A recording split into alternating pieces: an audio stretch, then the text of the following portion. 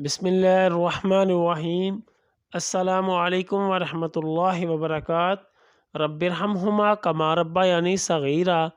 ए मेरे रब, मेरे माँ बाप पर उस तरह रहम फरमा जिस तरह उन्होंने बचपन में मुझ पर किया था। आजमाइश। अल्लाह तबारक व तआला उम्मत मुसलमा के हालात पर रहम फरमाए। आजमाइश ही आजमाइश हैं। हवादस इस तरह पे दर पे नाजल हो रहे हैं जैसे टूटी हुई तस्बीह के दाने गिर रहे हों।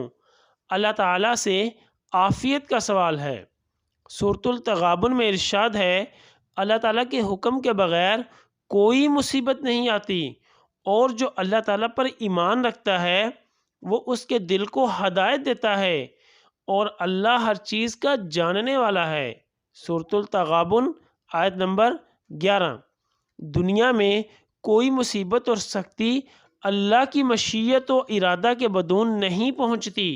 मोमन को जब इस बात का यकीन है तो इस पर गमगीन और बददिल होने की ज़रूरत नहीं, बल्कि बहर सूरत मालिक हकीकी के फ़ैसला पर राज़ी रहना चाहिए।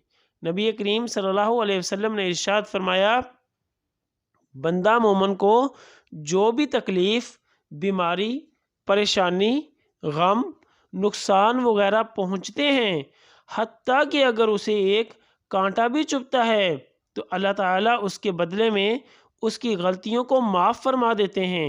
सही बुखारी।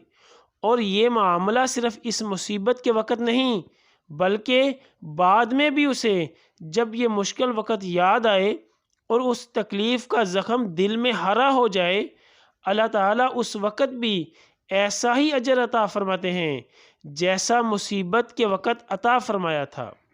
हज़रत सैयदना हुसैन बिन अली रज़ी अल्लाह अन्हुमा से रवायत है, रसूलुल्लाह सल्लल्लाहु अलैहि वसल्लम ने इरशाद फरमाया, किसी मुसलमान मर्द औरत को जो तकलीफ़ पहुँची हो, फिर वो बहुत ज़माना गुज़र चुकने के बाद उसे याद करे और उस पर इन्ना लिल्लाहि व इन्ना इलैहि राजिऊन कहे, तो अल्लाह ताला उसे वैसा ही अजर व सवाब अता फरमाते हैं जैसा उस मुसीबत के दिन अता फरमाया था।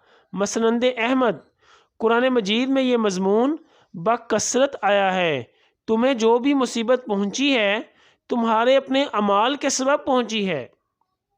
ऐसा ज़रूरी नहीं कि जिन पर मुसीबत आई वो बुरे अमाल वाले थे और जो बच गए वो अपने नेक अमाल के सबब बचे।